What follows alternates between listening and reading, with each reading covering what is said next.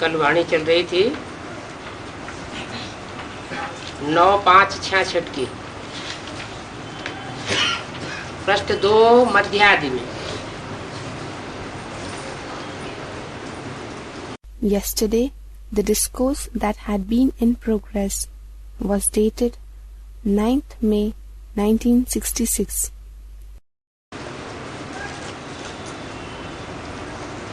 बाप कहते हैं मैं टीचर हूँ, तुमको पढ़ाने के लिए टीचर हूँ। ऐसे नहीं कि हे टीचर हम पर कृपा करो। Father says, I am the teacher. I am your teacher to educate you. It should not be like this that, O teacher, have mercy on us. तुम कृपा आदि क्या मांगते रहते हो? आशीर्वाद तो जन्म से ही लेकर के आए हो, तो कृपा आदि मांगने की क्या बात है? Why do you keep asking for mercy, etc.? You have received blessings right from your birth. Then, what is the need to ask for mercy, etc.? बाप के बच्चे बने, आकर के माँ बाप की मिल्कियत के मालिक बने, और आशीर्वाद क्या करेंगे? You have become the children of the Father, and thus you become the inheritors of the wealth of your mother and father. What more blessings can he shower? बच्चा पैदा हुआ और बाप की मिल्कियत का मालिक बन गया। बाप तो कहते हैं क्या कृपा करें। यहाँ तो कृपा की बात नहीं है, सिर्फ बाप को याद कर रहा है। The child is born, and then it becomes the heir to claim the father's property. Father, in fact, says, "What mercy can I bestow?" Here, there is no question of bestowing mercy. Only you have to remember the Father. ये भी किसी को पता नहीं है कि बाबा बिंदी है।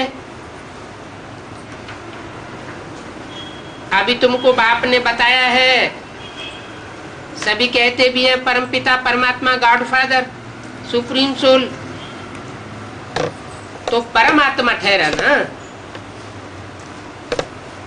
Nobody knows even this, that Baba is a point of light. It is now that the Father has told you this fact. Everyone say Parampita Paramatma Godfather, Supreme Soul. So he is the Param, that is Supreme, Atma, that is Soul, that is the Supreme Soul. Is it not? वो है supreme बाप, बाकी सब हैं आत्माएं, non supreme. Supreme बाप आकर के आप समान बनाते हैं। He is the Supreme Father. All others are ordinary souls, non-supreme. Supreme Baap comes and makes you his equal. आकर के, जाकर के नहीं, आते हैं और आकर के बाप समान बनाते हैं। माना सब बच्चों को निराकारी स्टेज में स्थिर कराते हैं, और कुछ नहीं। He comes and makes.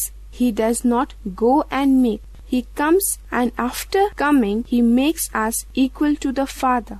What does it mean? It implies that he enables all the children to remain fixed in the incorporeal stage. Nothing more than that.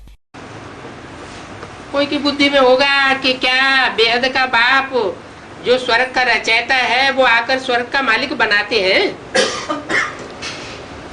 तो अभी जानते हो, देखो कृष्ण के हाथ में स्वर्ग का गोला है। It might be in someone's intellect that Does the unlimited Father, who is the creator of heaven, come and make us the master of heaven? In fact, now you know this fact. Look, the globe of heaven is in the hands of Krishna. गर्भ से बच्चा जब बाहर निकलता है तब आयु शुरू होती है। 6 मास गर्भ में रहा, वो भी गिनती करनी चाहिए। The duration of a child's life is normally reckoned from the time it leaves the womb. It remains 6 months inside the womb. This period also should be counted. परंतु वो गिनती नहीं है। श्री कृष्ण तो पूरे 84 जन्म लेते। गर्भ से बाहर आया उस दिन से 84 जन्म गिनेंगे। But it is not taken into account. In fact, SriKrishna takes complete 84 births. 84 births are counted from the time of exit from the womb. Lakshmi Narayan को तो बड़ा होने में 20-25 वर्ष लगे ना, तो वो 30-35 वर्ष 5000 वर्ष में से कम करना पड़े। It took 20-25 years for Lakshmi Narayan to grow into adults, is it not? So you have to deduct those 30-35 years from the 5000 years. Krishna तो गर्भ से बाहर निकला और पूरे 84 जन्म लिए। लक्ष्मी नारायण के लिए 20-30 वर्ष कम कहेंगे। शिव बाबा को तो तुम गिन नहीं सकते हो, क्योंकि वो तो कब आता है कब चला जाता है पता ही नहीं चलता, टाइम दे नहीं सकते। In fact, Krishna came out of the womb and took complete 84 births. For Lakshmi Narayan, it will be said that 20-30 years are less. But it is not possible to count the number of births of Shiv Baba, since nobody knows for certain when he arrives and when he departs, and you cannot fix the time either. साक्षात्कार होते थे, मुसलमान लोग आते थे, वो भी बगीचा आदि देखते थे। उन्होंने ये नवधा भक्ति आदि तो कुछ भी नहीं की, घर बैठे आप ही ध्यान में जाते रहते थे। वो भक्त लोग तो कितनी नवधा भक्ति करते। Divine visions used to take place. Muslims used to come, and they too used to experience visions of garden, etc. They did not do these 9 types of bhakti, etc. They used to go into trance, sitting at home itself. Those devotees do so much of Navdha Bhakti, that is, practice of devotion. और बाप यहाँ सम्मुख बैठ समझाते। देखो बाबा दूर देश से आया है, ये बात बच्चे जानते हैं और इसमें प्रवेश करके हमको पढ़ाते हैं। And here Father comes and explains, facing us directly. Look, Baba has come from a distant place. Children know this fact, and he enters into this corporeal body and teaches us. फिर बच्चों का बाहर जाने में नशा गुम हो जाता है, तो क्या करना चाहिए? बाहर जाने से नशा गुम हो जाता है तो क्या करना चाहिए नशा मेंटेन रखने के लिए? Then, on going out, the nasha, that is, the intoxication of knowledge of the children vanishes. On going out, so what should be done? If the intoxication vanishes on going out, then what should one do to maintain the nasha? है? बाहर नहीं जाना चाहिए, यहीं बैठे रहना चाहिए। अगर ये याद रहे तो खुशी का पारा चढ़ा रहे और कर्मातीत अवस्था हो जाए। Should one not go out? Should one always sit here? If one remembers this, then the level of happiness would be at its height, and one will go beyond the effects of action, that is, the karmatit avastha. परंतु उसमें अजून time चाहिए, जबकि बाप ही कर्मातीत नहीं बना है तो बच्चे कैसे बनेंगे? तो सारा मदार किसके ऊपर आ गया? बाप के ऊपर। कौन से बाप के ऊपर? But for that some more time is needed. If father only has not reached this karmatit stage, how will children attain that state? So, on whom does the whole thing depend? On the father. On which father?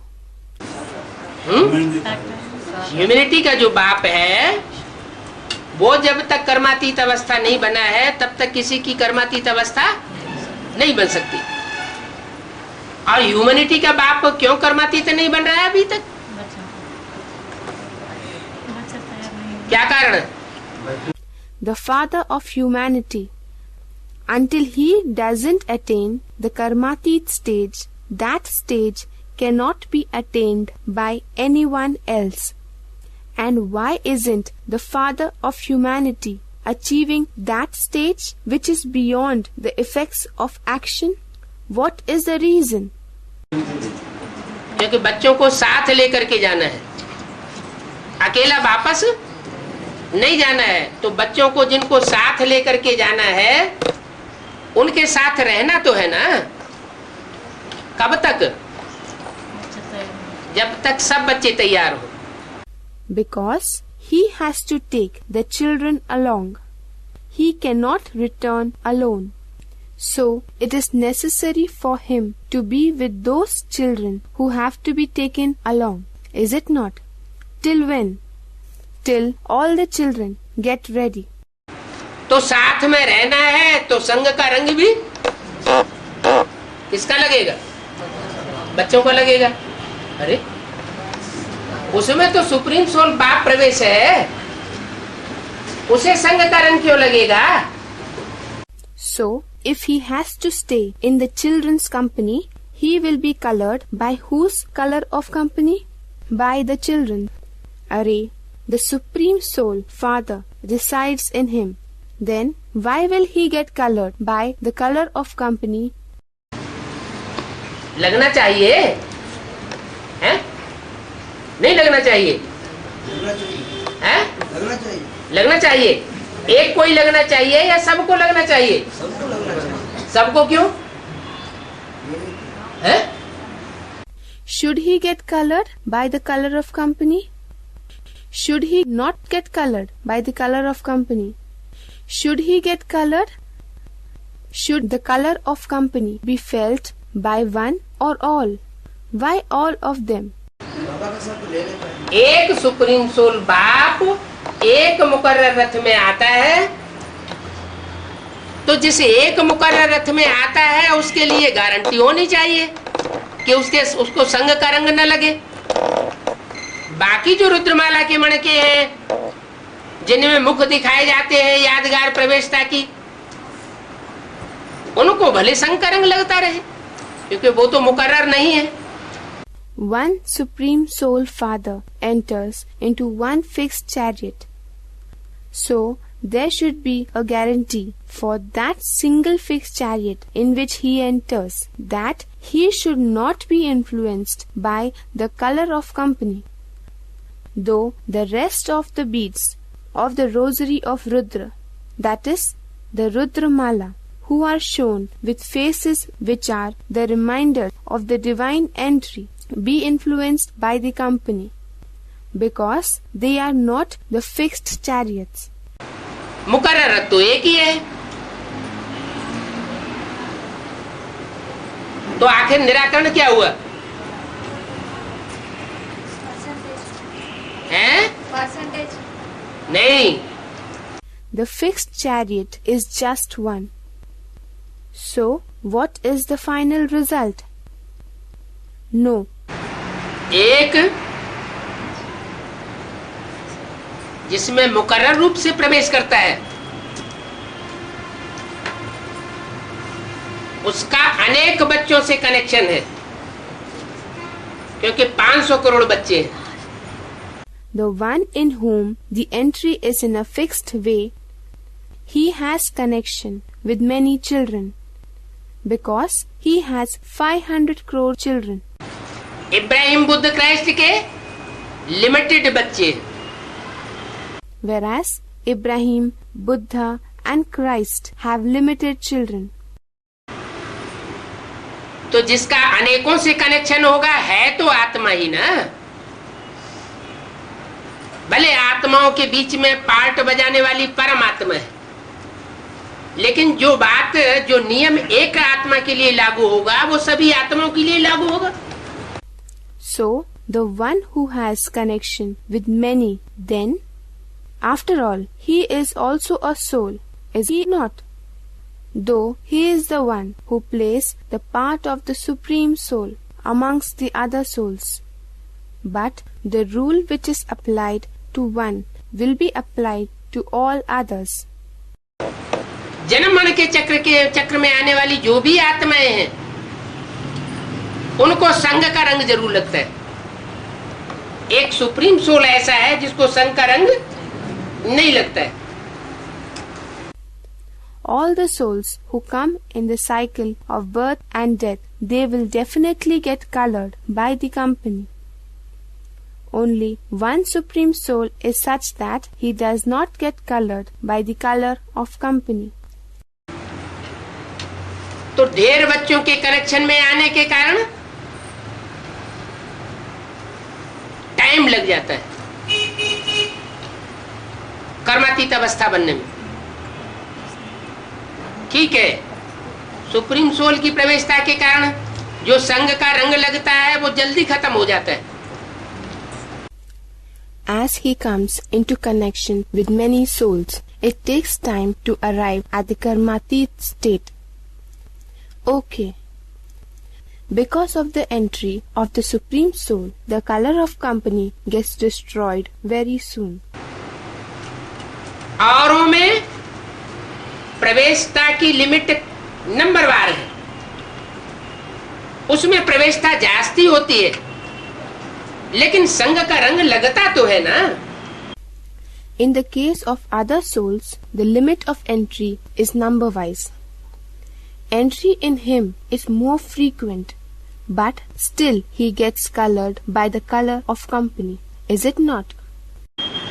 तो जो संग का रंग लगता है उसे हटाने में टाइम तो लगेगा, लेकिन उतना टाइम नहीं लगेगा जितना और बच्चों को लगेगा।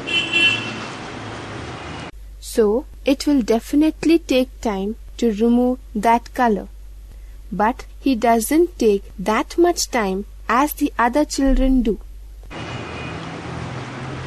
नंबरवार बच्चे हैं, 108 की माला है, वो तो यादगार है बाप की प्रवेशता की, तो वो पावरफुल आत्मा है। Children are all number wise. There is the rosary of 108 beads. As such, that is a reminder of the entry of the Father. As such, they are all powerful souls. सृष्टि को परिवर्तन करने वाली आत्माएं हैं, उनकी कर्मातीत अवस्था नंबरवार पहले बनती है, लेकिन उन सबसे पहले किसकी बनती है? बाप की बनती है, लेकिन वो अकेला नहीं कर सकता, बच्चों के साथ ही उसका पार्ट लुधा हुआ है। They are the souls who are supposed to transform the world. They arrive at karmatit state early, but rank-wise. But before all of them, who is the first to reach this state? The Father reaches that stage first. Yet he cannot do so alone, as his role is fixed with those of the children. इसलिए कहते हैं बाप की जयंती सो बच्चों की जयंती। बाप अकेला नहीं आता है। That is why it is said that when it is the birth anniversary of the Father, it is also the birth anniversary of the children. Father never comes alone. जब सुप्रीम सोल बाप भी अकेला नहीं आता है, ब्रह्मा विष्णु शंकर के साथ आता है, तो जो ह्यूमैनिटी का बाप है उसकी जयंती होगी, क्योंकि जयंती तो साकार की होती, तो वो अकेले की जयंती नहीं मनाता। When the Supreme Soul Father himself does not come alone, he comes along with Brahma, Vishnu and Shankar. Then when will the birth anniversary of the Father of humanity take place? Since the birth anniversary would take place only while in the corporeal body.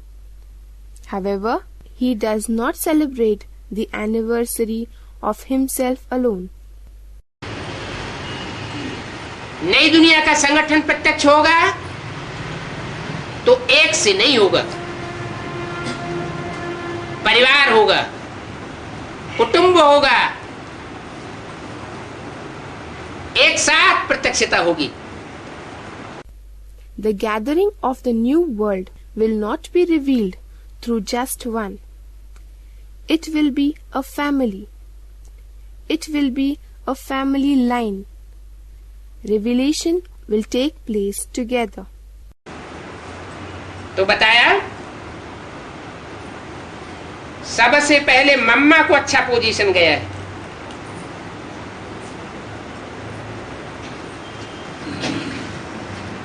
कर्मातीत अवस्था को पा लिया। So it is said that Mamma had been given a good position first. She attained the Karmatit stage. Through which body? कौन से शरीर से? स्थूल शरीर से या सूक्ष्म शरीर से? कर्मातीत अवस्था को मम्मा बाबा ने पाया तो कौन से शरीर से पाया? स्थूल शरीर से कर्मातीत अवस्था को पा लिया, लेकिन सूक्ष्म शरीर का बंधन उनको अभी भी है। Through which body? Through corporeal or subtle body? Mamma and Baba attained Karmatit state, but through which body?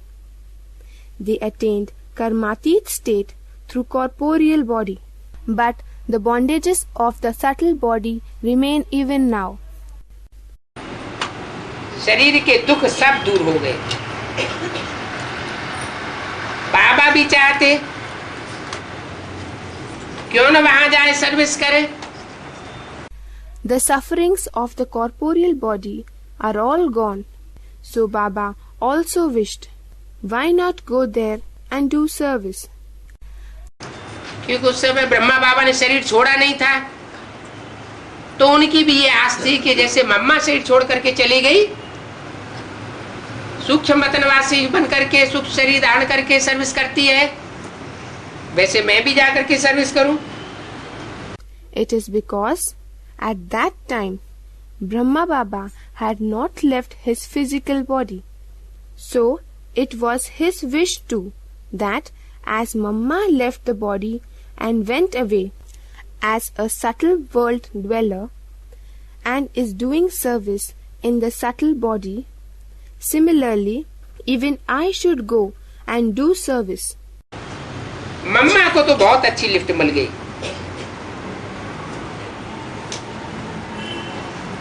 क्या? स्थूल शरीर के भान से परे हो जाना और सूक्ष्म स्टेज में टिक जाना, ये पुरुषार्थ की लिफ्ट मिल जाती है। As such, Mamma got a very nice lift. What?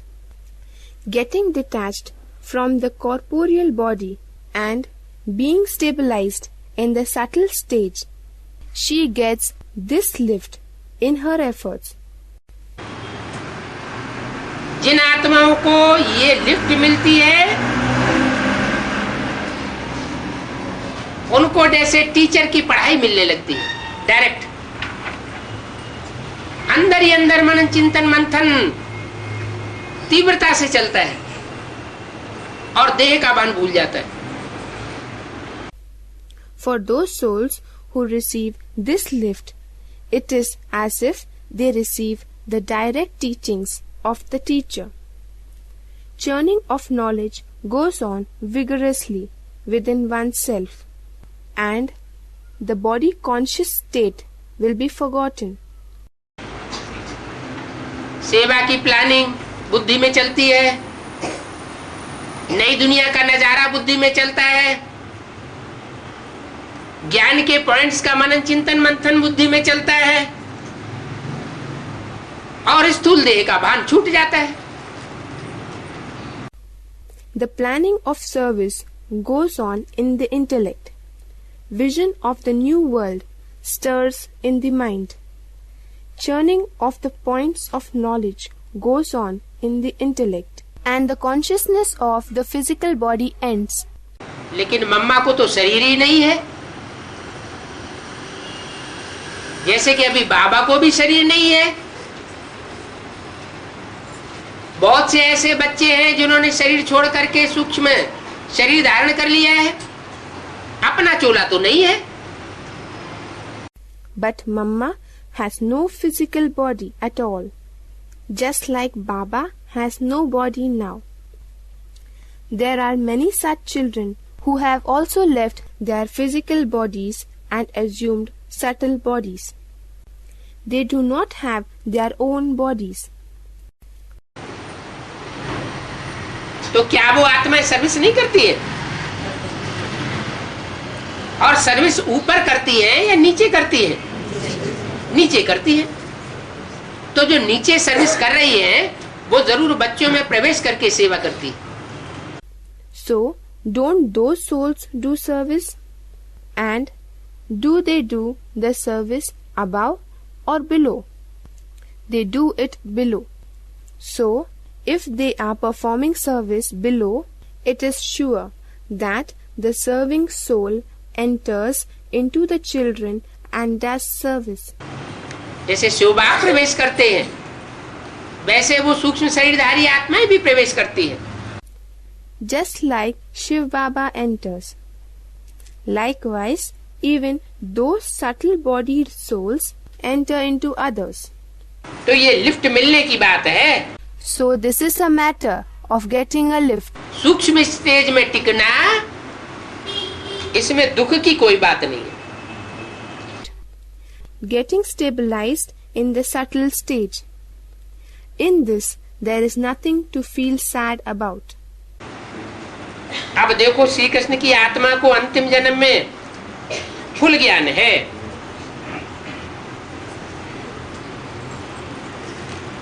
फिर गर्भ से बाहर निकलेंगे तो पाई पैसे का भी ज्ञान नहीं होगा। Look, now the soul of SriKrishna has full knowledge in his last birth. Then he will come out of the womb. At that time, he will not have knowledge worth even a penny. बाप आकर समझाते हैं कृष्ण ने कोई मुरली नहीं बजाई, वो तो ज्ञान की बातों को जानते ही नहीं। लक्ष्मी नारायण नहीं जानते तो फिर ऋषि मुनि सन्यासी आदि कैसे जानेंगे? Father comes and explains that Krishna never played the murli, and as such he did not know the matters of knowledge. If Lakshmi Narayan themselves do not know, how can ascetics, that is Rishi, Muni, Sannyasis, etc. know? विश्व के मालिक लक्ष्मी नारायण ने ये नहीं जाना तो ये फकीर सन्यासी कैसे जानेंगे? सागर में पीपल के पत्ते पर आया ऐसे दिखाते हैं। If the sovereigns of the world, Lakshmi Narayan, themselves did not know this matter, then how will the fakirs and sannyasis know? It is said that he, that is Krishna, arrived on a peepal leaf floating on the ocean. It is also shown in this manner. अब जानते नहीं है कि सागर क्या है, people का पत्ता क्या है। इतनी हल्की पीपल के पत्ते की नवैया क्यों बनाई है? Now nobody knows what is meant by the ocean, the people leaf, and why such a light boat was made out of a people leaf. और उस पर श्री कृष्ण बिठैया दिखाई दिए। वास्तव में ज्ञान सागर है, वो है खिवैया। और जो पीपल का पत्ता है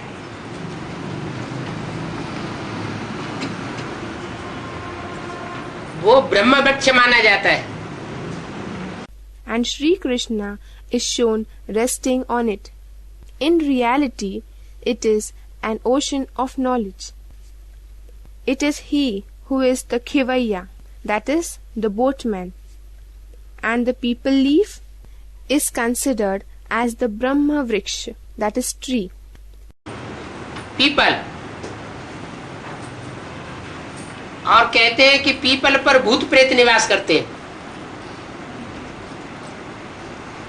इसलिए भक्ति मार्ग में पीपल की लकड़ी चूल्हे में जलाते नहीं है। People, and it is believed that ghosts and evil spirits dwell on the peepal tree. That is why in the path of devotion, that is Bhakti Marg, peepal wood is not burned in a cooking oven. न people के लकड़ी से जलाई हुई आग से बनी हुई कोई चीज खाते। अब ये भक्ति मार्ग की मान्यताएं हैं, है तो कुछ भी नहीं। Neither is the food that is prepared on the fire generated by the burning of peepal wood is eaten. Now, these are the beliefs of the path of devotion. Actually, they are nothing. वास्तव में people का पत्ता हवा का झोंका जब आता है तो बहुत हिलता है। In reality, the peepal leaf shakes a lot when the wind blows. People पात सरस मन डोला। तो ये मन रूपी जो ब्रह्मा है वो पीपल के पत्ते की तरह डोलायमान हो जाता है। पीपल पात सरस मन डोला। It means that the mind wavers as violently as the peepal leaf does. So Brahma, in the guise of the wavering mind, also shakes like a peepal leaf. कब? जब सूक्ष्म शरीर धारण करके कोई ब्राह्मणी में प्रवेश करता है। जिस ब्राह्मणी में प्रवेश करता है वो ब्राह्मणी अंतिम जन्म के चोले में जगत की माता का पाठ बजाती है। When he assumes a subtle body and enters into some Brahmani, that is a Brahmin woman, the Brahmani in whom he enters plays the role of world mother in the corporeal body of her last birth. माताओं की हालत कलयुग के अंत में बहुत पतली हो जाती है। चारों ओर के बंधन लग जाते हैं और वो तो जगत की माता है, पूरा ही रावण की जेल में आ जाती है। The situation of mothers at the end of the Iron Age becomes extremely critical. Bondages from all directions tie them up, and she is the universal mother. She comes into the clutches of Ravan completely. तो दूसरों के प्रभाव में कौन आवेगा? जिसका मन कमजोर होगा वो आवेगा या जिसका मन सुदृढ़ होगा वो आवेगा? कमजोर मन वाला दूसरों के चंबे में आ जाता है। So, who will come into the sphere of influence of others? Will the one with a feeble mind come under the influence of others? Or will the one with a powerful mind come under the influence of others. The one with a feeble mind comes into the trap of others. निर्णय करने की शक्ति उतनी नहीं रहती, तो दूसरों की बातों पर विश्वास कर लेना पड़ता है. They do not possess that much power to judge, so it becomes necessary for them to believe in the words of others. तो वो ब्रह्मा की सोल जिसे जगदम्बा में प्रवेश करती है, वो जगदम्बा हुआ पीपल का पत्ता, और कृष्ण की सोल है बिठैया, शिव बाप है खिवैया, और ये संसार सागर है विषय सागर. So, the Jagdamba in whom the soul of Brahma enters is the people leaf, and the soul of Krishna is the seated person, that is Bithaya, and Father Shiv is the boatman, that is Khivaya. And this ocean of humanity is an ocean of poison. इतने विषय सागर के हिलोरे आते हैं कि लोग समझते हैं कि ये नैया डूबी की डूबी, और बाप मुरली में क्या कहते हैं? नैया हिलेगी डुलेगी लेकिन डूबेगी नहीं. So many storms rise in the ocean of poison that people think that the boat will surely sink now or then. And what does Father say in the Murli? That the boat will shake and swing, but will not sink. क्यों? क्यों नहीं डूबेगी? इतनी हल्की नवैया people के पत्ते की, तो क्यों नहीं डूबेगी? इतने बड़े बड़े तूफान आ रहे हैं, तूफानों के बीच से नैया गुजर रही है. Why? Why will it not sink? Such a light boat in the form of a peepal leaf. In that case, why will it not sink? When so many big storms are coming and the boat is passing through these storms. क्योंकि supreme soul बाप खिवैया है, और वो खिवैया नवैया की तरफ ज्यादा ध्यान देता है कि नवैया में बिठैया जो है उसकी तरफ ज्यादा ध्यान देता है. It is because the Supreme Soul Father is the boatman, and does the boatman pay more attention towards the boat, or does he pay more attention towards the person sitting in the boat? नवैया की तरफ ध्यान देता है. नवैया तो दूसरी बन जाएगी, लेकिन जो बिठैया है कन्हैया, वो तो एक ही बच्चा है. क्या? Does he pay more attention towards the boat? Another boat could be made, but the person seated in the boat, that is the Bithaya, that is Kanhaiya, Krishna, he is the only child. What? जो एक बच्चा है, वो एक बच्चा सृष्टि का पहला पत्ता है. उस पहले पत्ते के लिए, उसकी सुरक्षा के लिए बाप को नैया पार लेकर के जाना है. The one who is the only child is the first leaf of this creation. For the sake of that initial leaf and its protection, Father has to safely steer the boat to cross the storm. नैया पार जाएगी तो स्वर्ग का gate खुलेगा. स्वर्ग का gate खुलने के साथ साथ शांति धाम का भी गेट खुलता है. If the boat crosses safely, then the gate of heaven will open. When the gate of heaven opens, simultaneously the gate of abode of peace, that is Shantidham, also opens. तो वो तो दिखा देते हैं कि सागर में पीपल के पत्ते पर आया यह किया,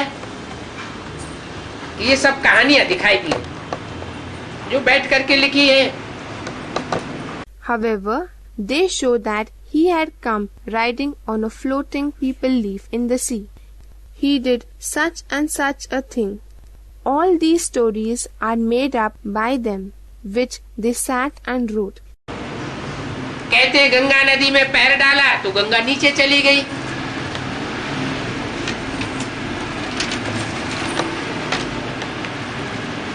नौ 566 की वाणी का तीसरा पेज। अब विचार करो, मनुष्य कितनी बातें न बना सकते हैं।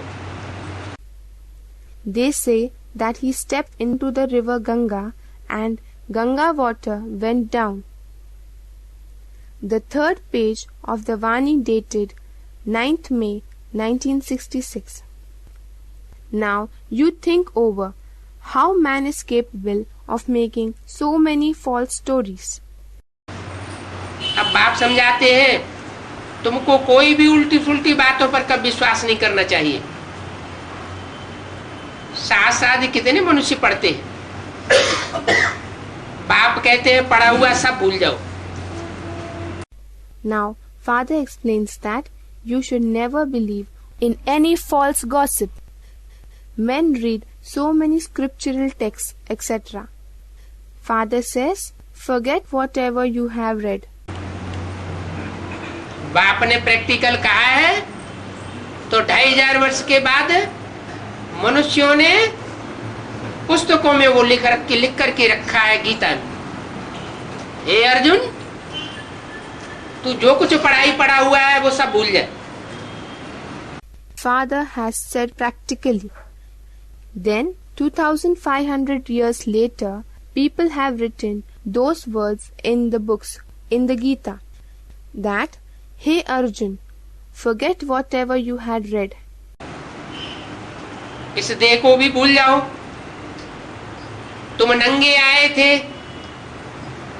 माना आत्मा जब परम धाम से आई थी तो शरीर रूपी वस्त्र लेकर के नहीं आई थी। You forget even this body. You were naked when you came. That means when the soul descended from the soul world, it did not come taking a cloth-like body. फिर यहाँ ये वस्त्र धारण करके पार्ट बजाया। आत्मा ही एक शरीर छोड़ दूसरा पार्ट बजाती है।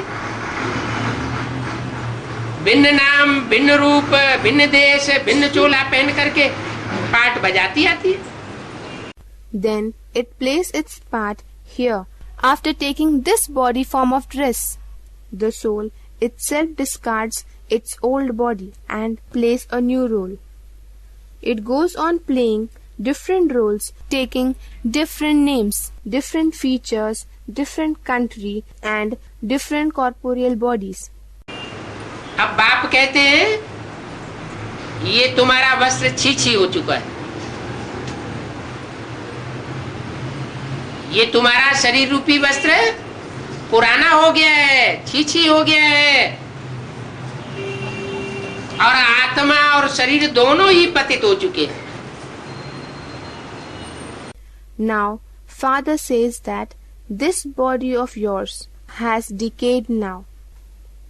Your clothing in the form of the corporeal body has become old. It is worn out.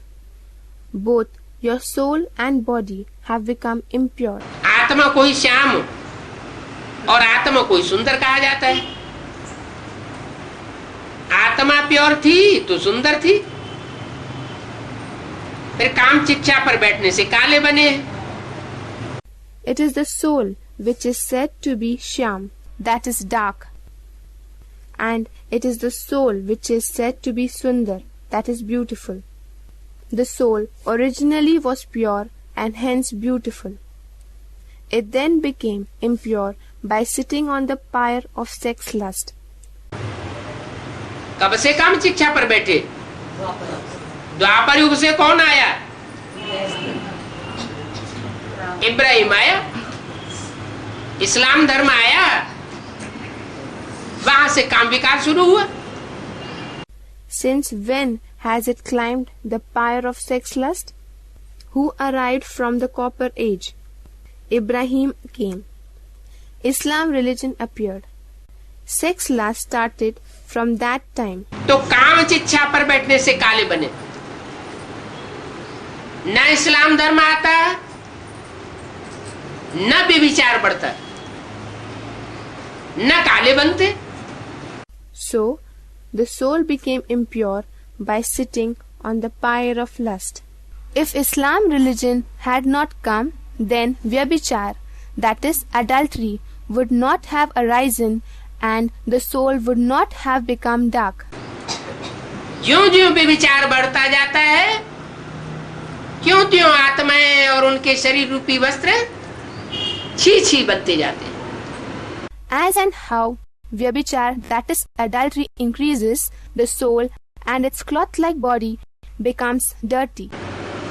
बदबू बढ़ती जाती है,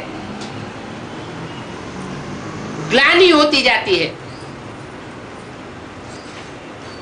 अब फिर बाप ज्ञान चिच्छा पर बैठाते हैं। पतित पावन बाप कहते हैं मुझे याद करो। The foul smell which it emits goes on increasing. It keeps getting defamed. But now Father makes you sit on the pyre of knowledge. The Father who is Patit Pavan, that is the purifier of the sinful, says, remember me. किसे याद करो? और कौन कहते हैं?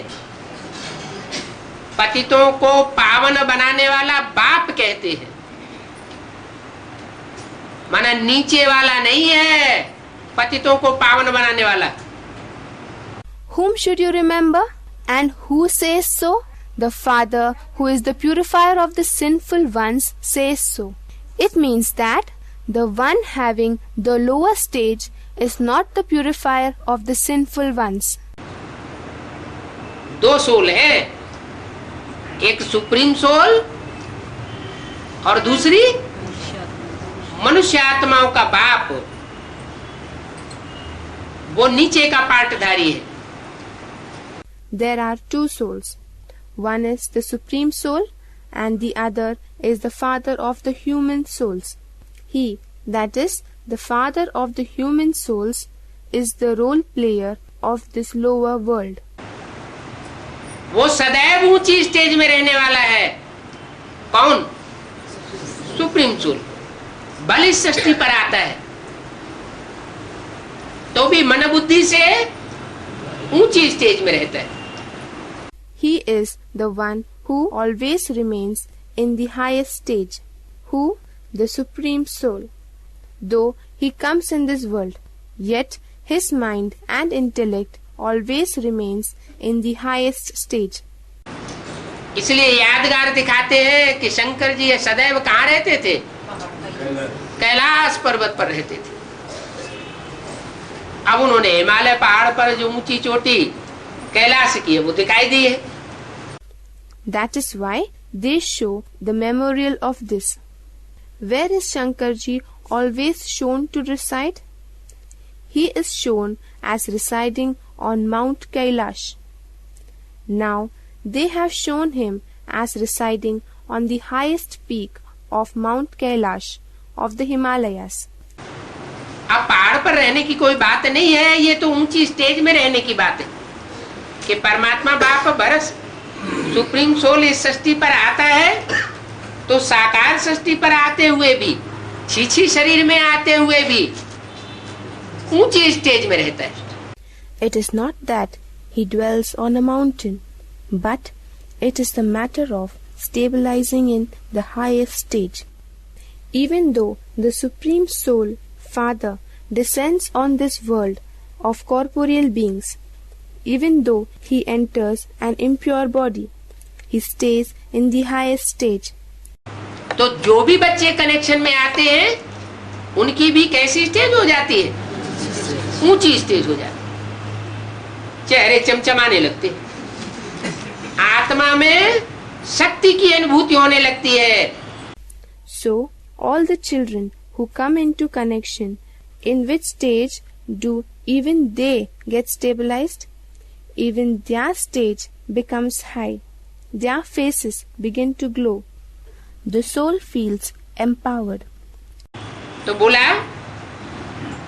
पतित पावन बाप कहते हैं मुझे याद करो तो ये खाद निकल जाएगी। काहे की खाद है? ये जो दूसरे दूसरे धर्मों की खाद पड़ी है ना, संग के रंग की, वो निकल जाएगी। Now it is said that the Father, who is the purifier of the sinful, says, if you remember me, these impurities will be washed away. What kind of impurities? Those impurities that you have absorbed from other religions by getting colored by the color of company. They will be eliminated. जैसे सोने में तांबा डाला जाता है, चांदी डाली जाती है, लोहा डाला जाता है, तो उसकी कीमत घटती जाती है। Like in gold, copper is added, silver is added, iron is added. In such a case, the value of gold goes on decreasing. ऐसे ही आत्मा में त्रेता युग में चांदी जैसी आत्माएं परम धाम से आई और उनके संग के रंग की खाद पड़ती गई। द्वापर युग शुरू होते होते आधी कलाएं खत्म हो गई। In a similar way, it is with the souls. The silver-like souls came from the supreme abode in the silver age, and the impurity of their color of company started getting added. With the advent of the copper age, half of the celestial degrees got diminished. और द्वापर के आदि से इस्लाम धर्म आया, Christian धर्म आया, और इनके संग के रंग में आने से आत्माएं तांबे जैसी बन गई, कामी और क्रोधी बन गई। From the beginning of the copper age, Islam faith came into existence and Christianity came into existence, and due to coming into their company, the souls became like copper. They developed the traits of sex lust and anger. कलयुग आता है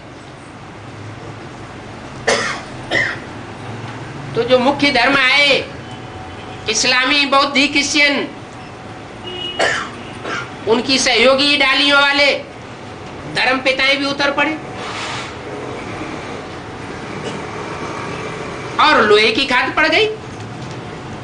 When the Iron Age starts, at that time, the religious fathers of the supporting branches of the main religions, namely Islam, Buddhism, and Christianity, also descended, and hence the impurity of the Iron Age got added. The impurities in the soul increases.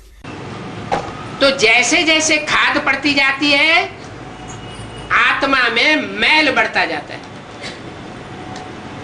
आत्मा सुंदर से श्याम होती जाती है, काली बनती जाती है। And as and how the impurities get added, the beautiful soul goes on becoming grey. It goes on becoming grey. Father says that, बाप कहते हैं मैं तो सदा शिव हूं। क्या? मैं तो हीरे में आता हूं और हीरा ही बन करके रहता हूं। जिसकी यादगार भक्ति मार्ग में क्या दिखाई है? I am Sadashiv, that is, ever auspicious. What? I come in a diamond and remain a diamond only. How has this been depicted in the cult of devotion? Somnath के मंदिर में लिंग में लाल पत्थर का जो लिंग था, उसमें हीरा जड़ा हुआ था। In the Somnath temple, the red shivling which is present there, a diamond is shown studded on that red shivling. तो मैं हीरो पार्टधारी में आता हूं और हीरो पार्ट बजाता हूं। वो आत्मा हीरो पार्ट नहीं बजाती है, मैं उसमें हीरो पार्ट बजाता हूं। I enter the person who plays the hero part and play the role of a hero myself. That soul does not play the part of the hero himself. I play the role of a hero through his body. Brahma के चोले में भी प्रवेश करता है तो ब्रह्मा की soul सहन शक्ति का पार्ट नहीं बजाती है। कौन बजाता है? सुप्रीम सोल पार्ट बजाता है। Even though he enters the body of Brahma, but the soul of Brahma does not play the role of tolerance. Who plays that role? The Supreme Soul plays the role. तो मैं हीरे में आकर के hero पार्टधारी का part बजाता हूं और मेरे संग के रंग में जो बच्चे आते हैं वो भी हीरे समान चमक मारने वाले बन जाते हैं। However, I enter a diamond and play the part of a hero, and those children who come into contact with me also become the ones who sparkle like the diamonds. आंखों में भी चमक आ जाती है, चेहरे में भी चमक आ जाती है, मन बुद्धि में भी चमक आ जाती है। They reveal luster in their eyes. Their faces also glow. Their mind and intellect also show brilliance. तो ये खाद निकल जाएगी, आत्मा में खाद पड़ती है।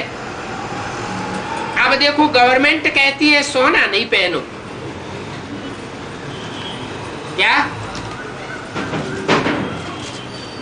And the vices will get eliminated. Impurity enters the soul. Hear what the government says now. It says, do not wear gold. What? कौन सी गवर्नमेंट कहती है? ईश्वरी गवर्नमेंट कहती है कि सोना नहीं पहनो। इसका क्या मतलब हुआ? Which government says so? Does the godly government advise you not to wear golden jewels? What does it imply? स्थूल रूप में देखें तो जो बाहर की दुनिया की स्थूल गवर्नमेंट है, दुनियावी गवर्नमेंट है, वो कहती है कि सोना नहीं पहनना चाहिए। आजकल चोरी चकारी लुटेरे बहुत बढ़ रहे हैं, कान भी फाड़ देंगे और सोना भी ले जाएंगे।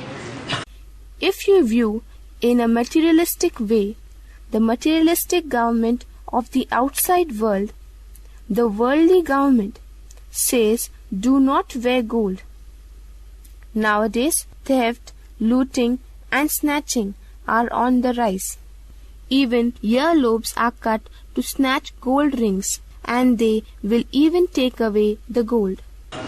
गला भी चीर देंगे और हार भी निकाल के ले जाएंगे। तो सोना पहनने की दरकार नहीं है। बैंकें बनाई हुई है गवर्नमेंट ने, उन बैंकों में लाकर में रख देना चाहिए। Even the neck is slashed, and even the gold necklaces will be taken away. So, it is not necessary to wear gold ornaments. The government has created banks, so one should keep them in the safety lockers. बाप कहते हैं बच्चे जब ज्ञान में आते हैं तो लौकिक दुनिया के संग के रंग में आते हैं तो लोहे की जंजीरें धारण की हुई होती है।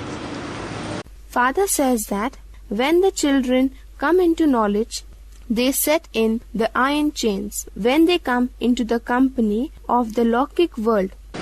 और जब अलौकिक ब्राह्मण परिवार के संग में आते हैं तो कौन सी जंजीरें धारण कर लेते हैं? सोने की जंजीरें धारण कर लेते हैं। अब ये सोने की जंजीर धारण करने का टाइम नहीं है।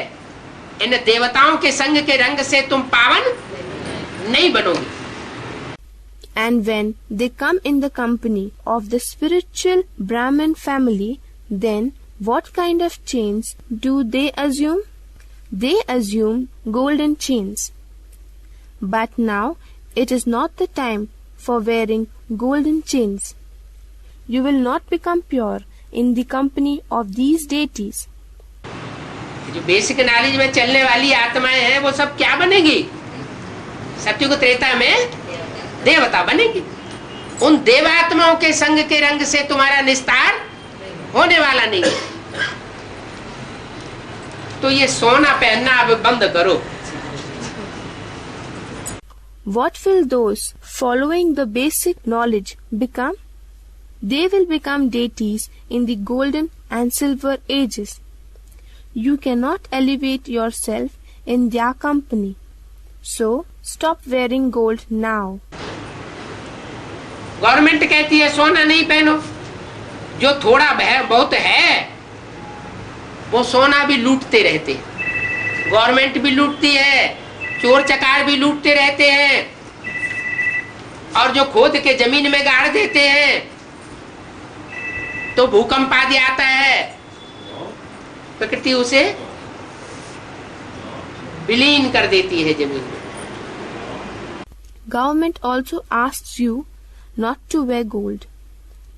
Whatever little gold you have, even that much gold is looted. Even the government takes away your gold, and even the robbers loot your gold. And those who hide their gold in pits dug below the ground, even that is mingled up with natural elements under the ground by nature.